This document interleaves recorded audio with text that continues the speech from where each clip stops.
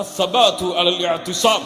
இந்த சமூகத்திற்கு இன்றைய தேவை, இந்த சமூகத்துடைய ஒவ்வொரு மனிதனும் ஒவ்வொரு முஸ்லிமும் புரிந்து கொள்ள வேண்டிய மிக முக்கியமான தேவை அல் இஅ்திஸாம், இந்த சமூகத்துடைய ஒற்றுமை, முஸ்லிம்களுடைய ஒற்றுமை. கண்ணியத்துக்குரியவர்களே, ஏதோ வாய்ச்சவடாகளுக்காக இந்த சமூகத்தை இதை ஒரு அலங்கரிப்பதற்காக நான் சொல்லவில்லை. எம்முடைய உள்ளம் இதை ஏற்றுக்கொள்ள வேண்டும். வஅதஸிமு பிஹப்லில்லாஹி ஜமீஆ வலா தஃபர்ரகு வذ்குரு நிஅமத்தல்லாஹி அலைக்கும் இத் குன்தும் அஅதாஅன் ஃபஅல்லஃப பைன குலூபிக்கும் ஃபஅஸ்பஹ்தும் பிநிஅமதிஹி இኽவானா வகுன்தும் அலா ஷஃபா ஹுஃப்ரத்தின் மினன் நார் ஃபஅன்கதகும் மின்ஹா. அல்லாஹ் ரப்புல் ஆலமீன் அவனுடைய புத்தகம் அல் குர்ஆனிலே சொல்லுகிறார். ஒவ்வொரு இயக்க தலைவரும் ஓதுகிறார். ஒவ்வொரு பள்ளிகளை அல்லாஹ்வுடைய மார்க்கத்தை பற்றி பேசக்கூடிய ஒவ்வொரு இமாமும் ஓதுகிறார். ஒவ்வொரு முஸ்லிமும் குர்ஆனிலே இந்த வசனம் இருக்கிறது என்பதை அறிந்து கொண்டிருக்கிறான். வஅதஸிமு பிஹப்லில்லாஹி ஜமீஆ, அல்லாஹ்வுடைய கயிற்றை பலமாக முஸ்லிம்களை பற்றி பிடித்துக் கொள்ளுங்கள். வலா தஃபர்ரகு, நீங்கள் பிரிந்து விடாதீர்கள். வذ்குரு நிஅமத்தல்லாஹி அலைக்கும், அல்லாஹ் உங்களுக்கு செய்த அருளை நினைத்து பாருங்கள். இத் குன்தும் அஅதாஅன், நீங்கள் எதிரிகளாக இருந்தீர்கள். ஃபஅல்லஃப பைன குலூபிக்கும், உங்களுடைய உள்ளங்களை அல்லாஹ் ஒன்றிணைத்தான். வகுன்தும் அலா ஷஃபா ஹுஃப்ரத்தின் மினன் நார், நரகத்துடைய விளிம்பில் நீங்கள் இருந்தீர்கள். ஃபஅன்கதகும் மின்ஹா, அல்லாஹ் உங்களை அதிலிருந்து பாதுகாத்தான் என்று அல்லாஹ் சொல்லக்கூடிய இந்த வசனத்தை எத்துணை பேர் ஓதியிருப்பார்கள்? எத்துணை தலைவர்களிடமிருந்து இதை நாம் கேட்டிருப்போம்? எத்துணை பள்ளி இமாம்கள் இதை ஓதியிருப்பார்கள்? ஐனல் அமல், இந்த வசனத்துடைய அமல் எங்கே? இந்த வசனம் எங்கே நிறைவேற்றப்பட்டது? இந்த சமூகம் இந்த வசனத்தை, இந்த சமூகம் தொடங்கியதிலிருந்து இன்று வரை ஓதுகிறது. எப்போது இந்த சமூகம் இந்த குர்ஆனுடைய கயிற்றை, அல்லாஹ்வுடைய கயிற்றை பற்றி பிடித்தது? தங்களுடைய பகைமையை மறந்து, தங்களுடைய வெறுப்பை மறந்து, தங்களுக்கிடையே இருக்கக்கூடிய குரோதங்களை மறந்து முஸ்லிம் சமூகம் உள்ளத்தால் ஒன்றிணைந்திருக்கிறதா? ஒரு சகோதரன் இன்னொரு சகோதரனை பார்த்து பேச மாட்டான். ஒரு ஊர்வாசி இன்னொரு ஊர்வாசியை பார்த்து பேச மாட்டான். ஒரு ஜமாஅத்தில் இருப்பவன் இன்னொரு ஜமாஅத் அவனை முஸ்லிம் கூட கருத மாட்டான். அப்படியே முஸ்லிமாக கருதினாலும் அவனோடு சேர்ந்து மார்க்கப்படியை செய்ய மாட்டான். இந்த ஜமாஅத்துடைய தலைவருக்கும் அந்த ஜமாஅத்துடைய தலைவருக்கும் பகைமை இருக்கும். அந்த ஜமாஅத்தில் இருக்கக்கூடிய அடிமட்ட தொண்டன் வரை அந்த பகைமை பரவி கிடக்கும் என்றால் இந்த சமூகம் எங்கே செல்கிறது? இந்த சமூகம் யாரை ரப்பாக ஏற்றுக்கொண்டிருக்கிறது? இந்த சமூகம் யாரை தலைவர்களாக ஏற்றுக்கொண்டிருக்கிறது? அல்லாஹ்வுடைய தூதரை ஏற்றுக்கொண்டிருந்தால், குர்ஆனை ஏற்றுக்கொண்டிருந்தால், அல்லாஹ்வுடைய மார்க்கத்தை தன்னுடைய வழியாக ஏற்றுக்கொண்டிருந்தால், தன்னை பின்பற்றக்கூடிய, தன்னை வழிநடத்தக்கூடிய தலைவன் பகைத்தால் என்ன, தன் ஊர் பகைத்தால் என்ன, தன் குடும்பம் பகைத்தால் என்ன, என் உள்ளம் பகைத்தால் என்ன, அவனின் முஃமின், லா இலாஹ இல்லல்லாஹ்வை சொல்லக்கூடியவன், முஹம்மது ரசூலுல்லாஹ்வை அங்கீகரிக்கக்கூடியவன். அவனுக்கு கஷ்டம் என்றால் எனக்கு கஷ்டம், அவனுக்கு துன்பம் என்றால் எனக்கு துன்பம். அவன் எந்த ஊரிலே இருக்கட்டும், எந்த ஜமாஅத்தை பின்பற்றட்டும், எந்த இயக்கத்திலே இருக்கட்டும், எந்த இயக்கத்தோடு தன்னுடைய பெயரை வைத்திருக்கட்டும், ஆனால் அவன் முஸ்லிம், அவன் சீர்பட வேண்டும் என்று விரும்புகிறேன். அவன் நேர்வழியிலே வர வேண்டும் என்று விரும்புகிறேன். அவனுடைய உள்ளம் நேர்வழிப்படுத்தப்பட வேண்டும் என்று விரும்புகிறேன். உலகத்திலே இருக்கக்கூடிய, இந்த சமூகத்திலே வசிக்கக்கூடிய ஒவ்வொரு முஸ்லிமும் என் சகோதரன். ஒவ்வொரு முஸ்லிமையும் நான் நேர்வழிப்படுத்த வேண்டும். நான் நேர்வழியில் இருந்தால், அவன் நேர்வழியிலே இருந்தால் என்னை நேர்வழியிலே படுத்த வேண்டும்.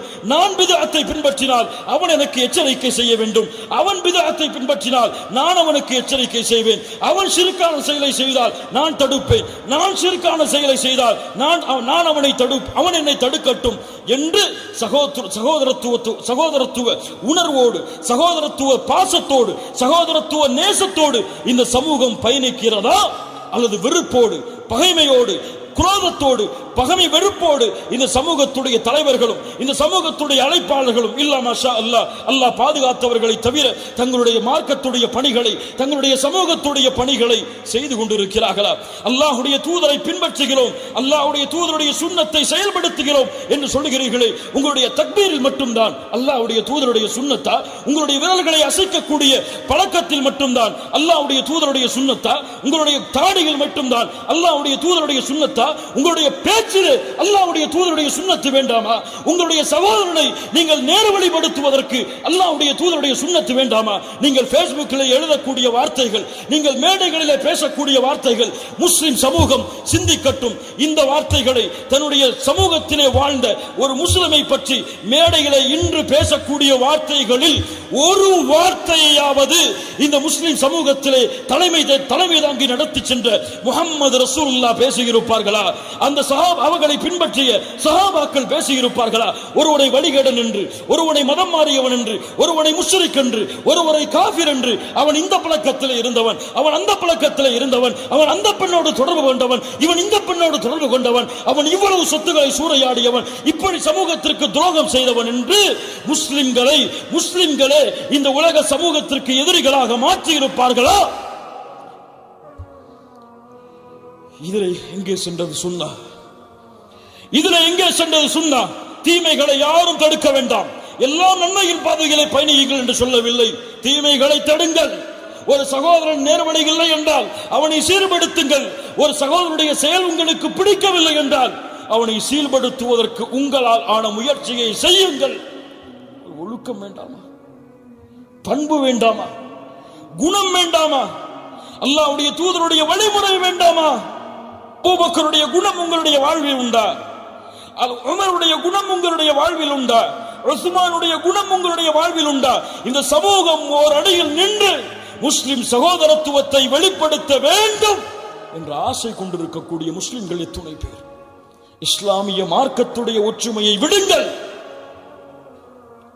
நீங்கள் வைத்திருக்கக்கூடிய அரசியல் கட்சிகள் அதில் கூட முஸ்லிம்களால் ஓரணியில் பயணிக்க முடியாத பொழுது உங்களுடைய பகைமையும் வெறுப்பும் ஒரு முஸ்லிம் சமூகத்துடைய சமூக முன்னேற்றத்தில் கூட ஒற்றுமையாக பயணிக்க முடியாத பொழுது குர்ஆன் சுன்னாவில் எப்படி நீங்கள் ஒன்றிணைவீர்கள்?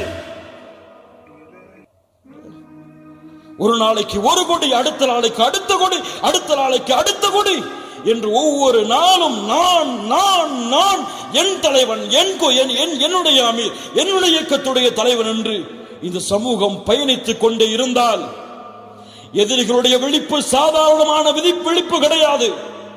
இந்த சமூகத்தை அழிக்க துடிப்பவர்களுடைய விழிப்பு சாதாரண விழிப்பு கிடையாது. நீங்கள் தூங்கி எழுவதற்கு முன்னால் உங்களுடைய பலவீனமாகிய இந்த சகோதரத்துவத்தின்மை என்ற ஒரே காரணத்தை கொண்டு உங்களை தரைமட்டமாக்கலாம். அல்லாஹ் பாதுகாப்பானாக. ஒன்றிணையுங்கள் மூமின்களே.